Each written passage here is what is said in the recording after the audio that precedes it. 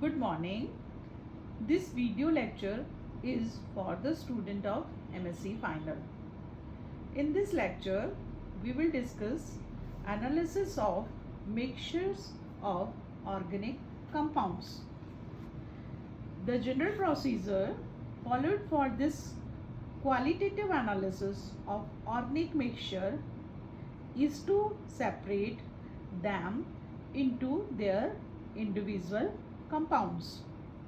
In general, the separation methods can be grouped into two categories. First is method based on the difference in chemical properties. If one of the compound of the mixture react with some reagent to form a salt or a compound which can be easily reconverted back to the compound and has different solubility from the other component, then advantage can be taken of this fact in the separation of mixture. Second method is based on the difference in the volatilities in aqueous solution. Methods like steam distillation can be employed for the separation. The type of method used for the separation of the mixture also depend on the type of mixture. Generally, three types of mixture are encountered. First is mixture of organic liquids. Second is mixture of organic solid and liquid. And third is mixture of organic solids. Separation of mixture of organic solid. If the liquids are miscible with each other, they can be separated by fractional distillation.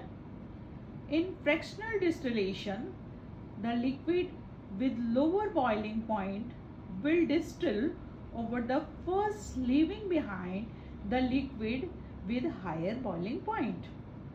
The distillate is collected, which is one component, and the residual liquid in distillation flask is the other component, which can also be distilled at its boiling point and collected in the pure form.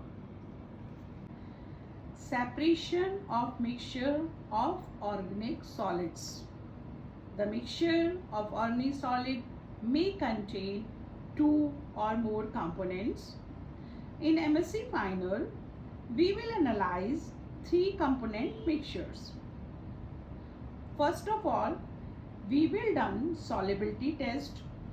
Solubility test observe the solubility of the mixture in water, usually cold, and see if the compound are soluble or insoluble, whether one of them is soluble or not.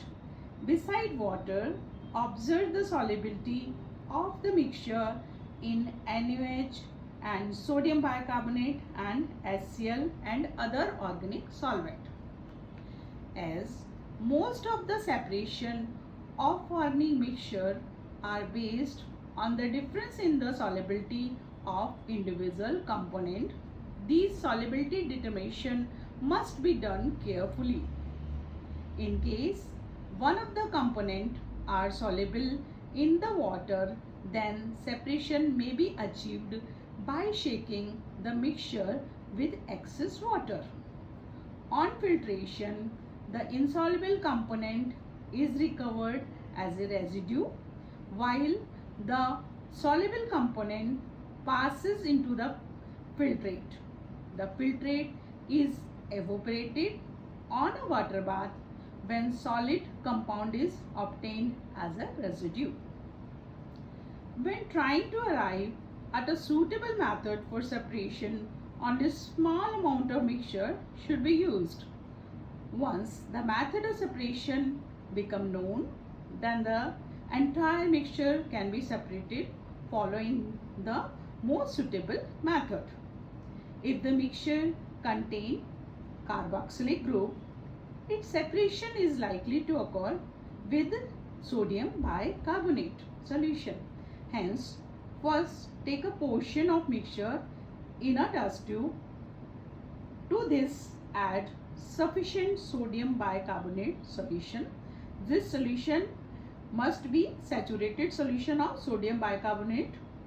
When the effervescence will evolve due to the reaction of acid with sodium bicarbonate, and acid compound will go into the solution.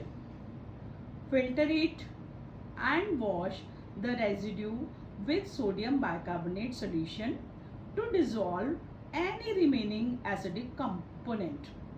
Finally, wash with water and dry. Insoluble component is C is hence separated. Acidify the filtrate and with dilute HCl. When the effervescence ceases to occur, a ppt of sodium bicarbonate soluble component B is hence separated. Here is the tabular representation of three solid mixture.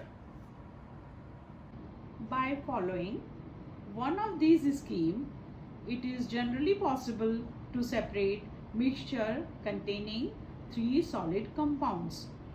While separating the mixture into individual components, care must be taken to ensure that separation is complete.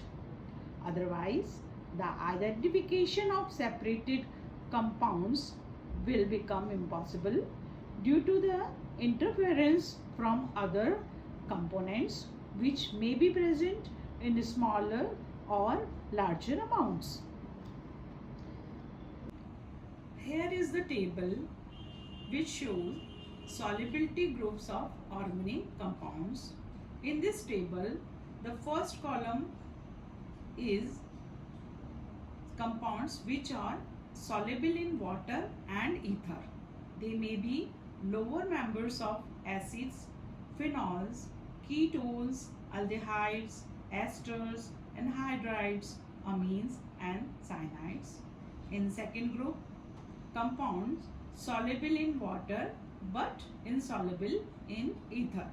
They may be polybasic hydroxy acids, polyhydric alcohols, carbohydrates, amino acids, sulfonic acids and its salts. In third group, compounds which are soluble in sodium bicarbonate. They may be acids and polynitrophenols. In column third, compounds which are soluble in sodium hydroxide solution. They may be acids, phenol, nitro compounds, oxanes, amides, mercaptane, sulfonic acid, sulfonamides, diketones and beta keto esters. In column fifth, compounds which are soluble in dilute HCl. They may be primary amines, secondary amines, tertiary amines and hydrogens. In next lecture, we will discuss physical properties of organic compounds and element detection. Thank you.